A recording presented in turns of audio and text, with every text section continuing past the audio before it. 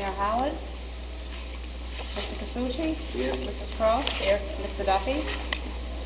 Mr. Froyle. Here. Mr. Iavino. Here. Mr. Altrino. Here. Mr. Waldai. Here. Mr. Winslow. Here. Superintendent Smith. Here. Assistant Superintendent Kasabian. Here. Ms. Oliver. Student Representative Heather Thompson. Would you join the committee as we stand in Pledge of Allegiance, please? I pledge allegiance to the flag of the United States of America and to the republic for which it stands, one nation, under God, indivisible, with liberty and justice for all. You won't win. Huh? You won't. You're not the only brave one. Oh, please. Good evening. Jeez. A little power. I want to give this to I don't know if you've seen that. That's incredible. I have. Yeah. Oh, you have? Okay. Okay.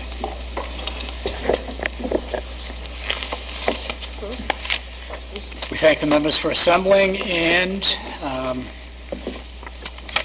as we know, we're in the middle of a replacement effort for outgoing Superintendent Mr. Smith, and Jim Hardy, who is here from MASC, should fix that lectern a little bit so that it's set up differently. Jim will push that back.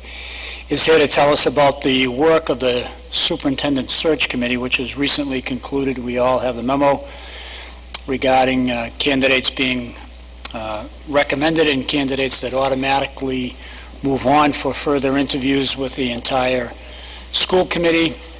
And now, I believe tonight would be the beginning point and the appropriate time for the committee to set its procedure in place for consideration of the finalists that are being advanced on to the entire committee.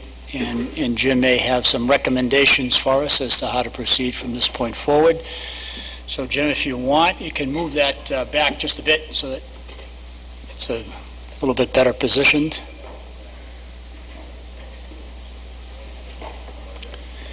How's that? That's great. And if you give us an update on the work, summary of the work of the search committee, which you assisted so well in, and then give us some ideas about steps to follow from here forward. Thank you, Mr. Mayor, members of the school committee. On Monday, May 9th, the Superintendent Search Committee concluded its work of reviewing all the applications for the position of Superintendent of Schools here in Malden. They conducted a paper review. They brought a number of candidates in for interviews, and the top memo that I placed at your positions is a reflection of the work that group concluded on that Monday night. All internal, as directed by the school committee, all internal candidates will move forward that met the established qualifications the school committee had established as part of the brochure.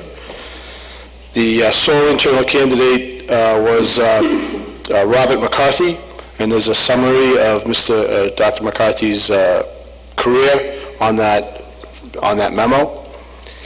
And the two external candidates the screening committee forwarded, in addition to Mr. McCarthy, was David DeRusi, who's currently working in Revere. It's a summary of his career on that memo as well. And Chris Scott, who's currently serving as the superintendent of schools in Lowell. And there's a summary of her career in that bio as well. In addition, I have forwarded to each of you in PDF format their complete application packets. I also provided the list of questions the screening committee used during their review process. The document has 11 primary questions, a number of follow-up questions, and some additional questions. Every candidate was asked the primary questions, all 11. And depending on the responses from the candidate, there were some follow-up questions, and depending on the time allowed, there were some additional questions asked. But the baseline for the evaluation was those 11 primary questions, as well as the paper application packet. All candidates have been contacted. All are very, very much looking forward to continuing in the process all realize that their names are public record now, as well as parts of their application packet. And the next step would be for the school committee to take over the process. There's two remaining components, one being interviews in front of the school committee and site visits. The committee may choose to do site visits after the interviews, or they may choose to do site visits before the interviews. There's pros and cons to both. One of the advantages of doing site visits after the interviews is that you can the opportunity to verify any information that the candidates present to you during the interviews. You can kind of follow up on some of the things that were presented or some of the programs that were highlighted as part of their candidacy. One of the pros of doing the site visits first is you get an opportunity to sit down and talk to people who work with the person, and it might help you develop questions for the interviews. It's just really a matter of preference. Both work. It's really a question of, you can probably schedule the interviews faster than you could schedule the site visits. So if you do want to move forward quickly, then I would suggest you interview first, then do site visits on any candidates that you are seriously considering at that point. Before we go any further, it would be remiss for me not to acknowledge the efforts of all the members of the screening committee and advisory committee. They put in probably about 40 to 50 hours worth of work just on this, in preparation for the interviews, reviewing all the application packets, reviewing the list of questions that are available to them to ask, as well as the list of questions that's not available or inappropriate in a public setting. Developing the questions, putting some really serious consideration to each candidate, pros and cons, strengths and weaknesses, and ultimately the final crux for a lot of them was, can they see this, was it a good fit? Was it a good fit for Malden? Was it a good fit for the candidate? And I believe that they did their work with the best interests of Malden at heart, at the center core of that effort. So to all of them, I would like to express my thanks, because they certainly made my job a whole lot easier. Everything I asked for from them was on time. Everything was provided at appropriate time. Everyone was on time. Interviews started on time. And they conducted themselves during the interviews in a very professional manner. It was a very professional interview in a very beautiful setting at the public library. The gallery. The name escapes me at the moment. I'm sorry? The Ryder Gallery. Ryder Gallery. It's a very beautiful room. It was a very good setting. I don't want to call him custodian, because I don't know if that's his official title, but the gentleman that was, responsible for making sure the room was open, each of the nights we were there, they all treated us very well over in the public library. So it was a great experience for the candidates. I hope it was a good experience for each of the people in the screening committee as well.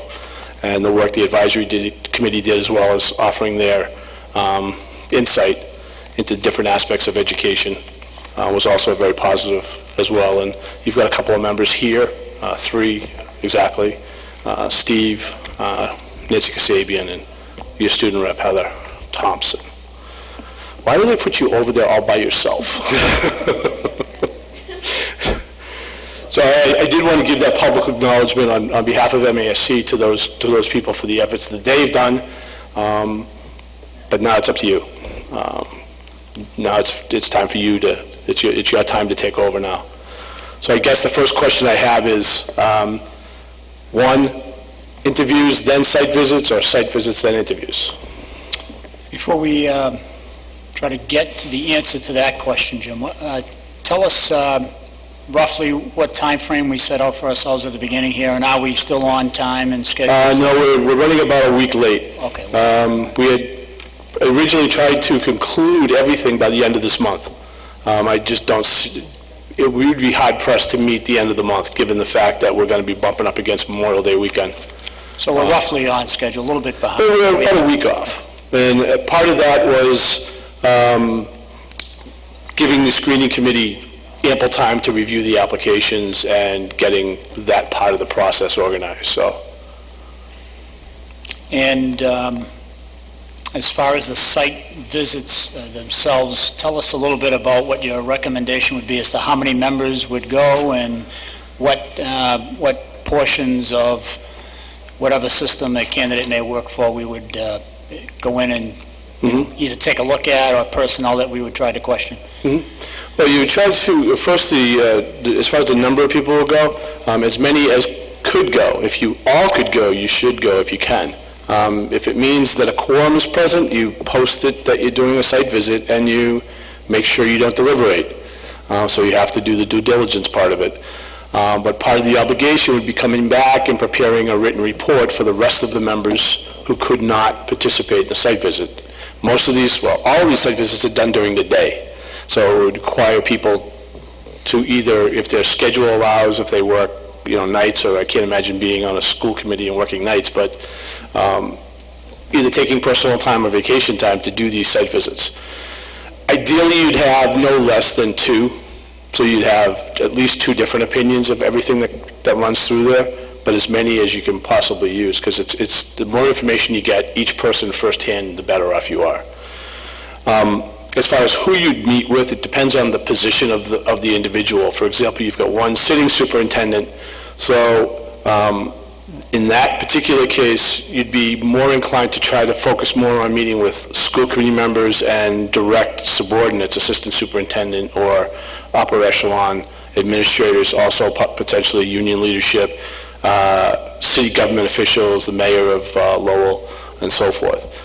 With Dr. DeRuzzi, while he is an assistant superintendent, he was most recently the high school principal. So you might want to incorporate people at the high school, because that's where he had a good chunk of his professional career as principal at Riverview High School, even though now he's an assistant superintendent, but you'd want to include that as well. And with Rob McCarthy would be, again, those people that worked as closely with him as possible in those positions, direct supervisors, so forth. Each visit takes about maybe half a day. And is there I may have missed it in your remarks here, is there a recommendation for whether we do it before or after the interview? Given the timeline, I think it might be prudent to do the interviews first, because we can schedule those pretty quick. Site visits take time to set up for the candidate, not so much for you, but they have to get everybody organized, and because we tell them who we want to meet with. Well, I tell them who you want to meet with. Right. And it takes a while to put that together. So what we can do is get the interview scheduled and then start working on the site visit schedule. And while that's being done, you're conducting your interviews. So it's probably the quickest way to expedite the rest of this program without missing anything. All right. And before we open up to other questions, I wanted to ask you one other point, Jim. The online survey, is that still open for commentary? Now No, we closed it after the criteria was all put forth. And the one thing on the interviews, you'd probably schedule 1 per night, because you'd probably want to allow about a 2-hour block for that. We allocated 75 minutes for the initial interviews, and that allowed each member to ask 1 question. When you take in the opening statement of the candidate, the questions, closing statement, follow-up questions, we used the 75 minutes in every single case. In this case, you're probably looking at least 2 or 3 questions per person, so you may want to allocate a 2-hour block, which means doing 1 per night. So it'd be 3 nights. Well, in the past, we have done 2 in an evening, but one way or another, the committee will break them out individually here. I mean, it's your choice, but it does make for a long evening. Yep. If you're starting the second interview at 8:15 or 8:30. All right, questions of Mr. Hardy, Dr. Hardy. Mr. Weldon, go right ahead. My only question was, and correct me if I'm wrong, and maybe the other members of the committee can as well, but when we gave the directive regarding internal candidates, I was under the impression that we would also be getting the recommendation of the screening committee as well. I think that when we voted for that, maybe I'm not the only one, I had assumed that when, we did say, let's move all internal candidates up to final interview, but we also directly asked the search committee for their recommendation, would they have included internal candidates in the final round of interviews. So that's sort of something I was hoping you could address for us tonight. And I'm addressing this before, we had that conversation before the interview with any internal candidates even began, so there was no, the screening committee's opinion or decision was rendered before any candidate was even interviewed. And the general thought was that if an internal candidate was not going to be recommended, then that person's name would be public with a negative recommendation, when all the external candidates who were not recommended, their names remain confidential. So there was a sense of the screening committee that might be a little unfair to an internal candidate to get a negative recommendation from the screening committee when any other person from outside the system would be protected by confidentiality. So, and that was before any, that decision, that conversation happened at the very beginning, and Mr. Winslow was there when we had it, as well as Nancy Kasabian, as well as Heather. But the concern was more about treating everybody fairly and equitably. And that definitely makes sense. I mean, you answered my question. I just think that it was a directive of the committee, so if you were to change course on something that we asked the screening committee to do, it would have been nice to have had some notice that you were planning on changing course. So,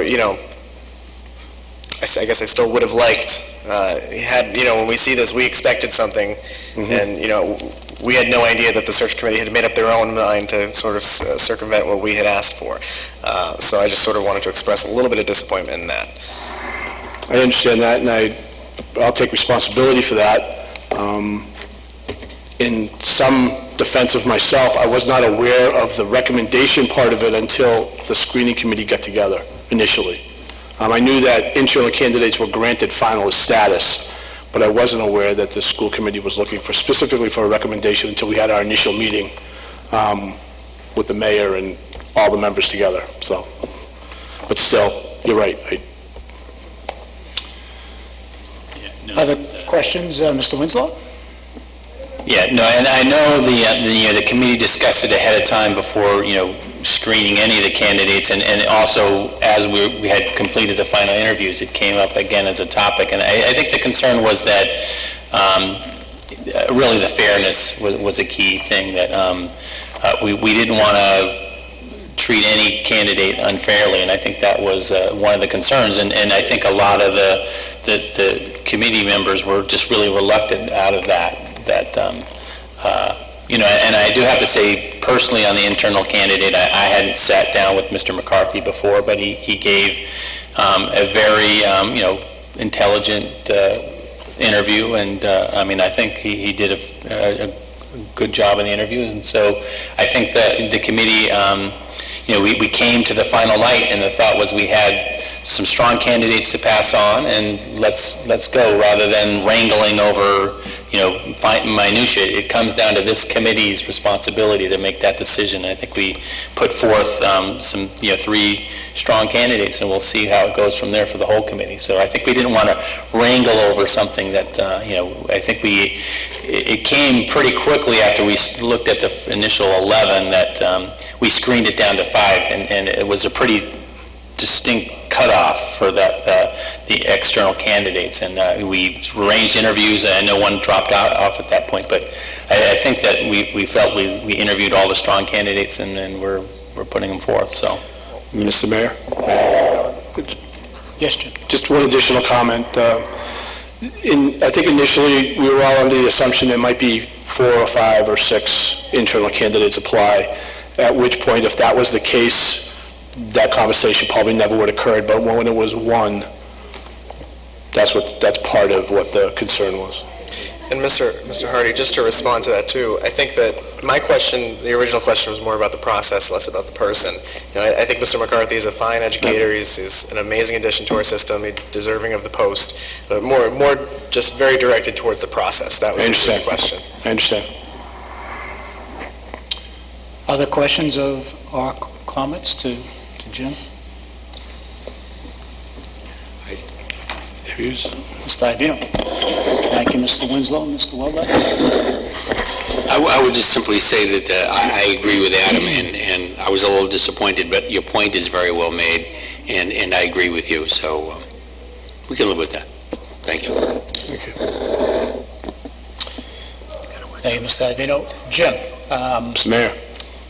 Should this committee be concerned at all about what appears to be, and I know the marketplace is a little bit different than even it was a few years ago, but should we be concerned at all that only, as at the end of the process, we put together, we thought, pretty good profile of the district, we've brought MASC on board, we thought we did, the usual outreach to the education world, in having it not fetch, but result in 11 applications, and have an extension of the question beyond that, but should we have been concerned at all that we only received 11 applicants?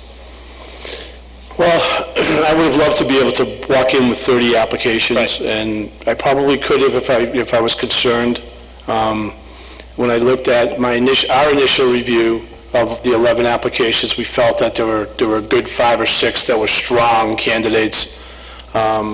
In consequence, in some of these other searches I've done recently, where you've had 20 or 25 applications, the bottom 10 were, they're people jumping from quality educators in their own right, but jumping from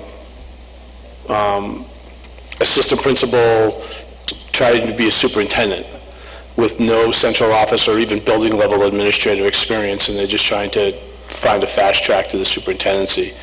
And that, the general feeling was that wouldn't have made it. That type of background would have been sufficient here in Malden. I can't lie and say that the vote to promote all internal candidates to finalist status didn't affect some people. It did. There's 2 specifically I know that didn't complete their application packets because of that. But in the overall scheme, I'm not sure that even those 2 would have been in this top 3. So. And that's an extension of my question. Do you feel, even though we only had 11, do you feel with your particular expertise and your association with MASC, which is kind of in the heartbeat of what is going on in the education community in Massachusetts, especially feel like the 3 that are being recommended are absolutely suitable to be able to be considered for leadership in the district? Personally, I wish that the person who withdrew stayed in, because I think it would just added to the strength, to the length, and you probably would have had 4 people if that person had stayed in. But that person didn't, for their own reasons. So yes, the answer to your question. And to the reverse side of the question, you wouldn't feel the limitation on the field you would advise us to reconsider where we're at? I think your next superintendent's in this field. Okay, thank you. Other questions or comments?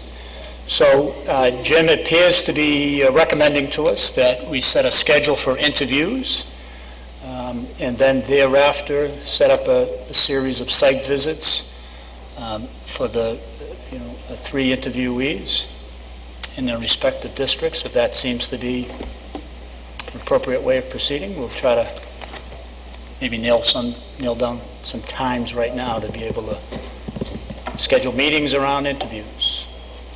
Anybody have a concern about it going the other way around? No, only Thursday nights not good, but other than that, I'm open. So are we still sticking with the end of May time? We're going to amend the time for our end goals? I don't think we have to amend anything specifically. I think if we push into that first week in June in an effort to get our calendars aligned here, I don't think that'll be a problem at all. Mr. Smith will still be here. So he's not going anywhere fast. You don't want to reconsider that? I just tried. Thank you for asking. Well, in some I guess, positive light, all three candidates would be available July 1 with minimal notice to their districts. Mr. Altrino? Jim, would you recommend where we have 3 finalists, when we do site visits, we narrow it down to 2? I would think you'd make that decision after you After the interview the interviews. candidates, and, yeah, if there's a particular candidate that, majority of the committee just doesn't feel is the right fit for the district, then you might not want to waste your time or theirs doing a site visit, but until you meet them, I don't know how you make that call at this point. Right. No, that's what I meant, Yep. after the interviews, Yep. to do 2 site visits. Yep. Okay.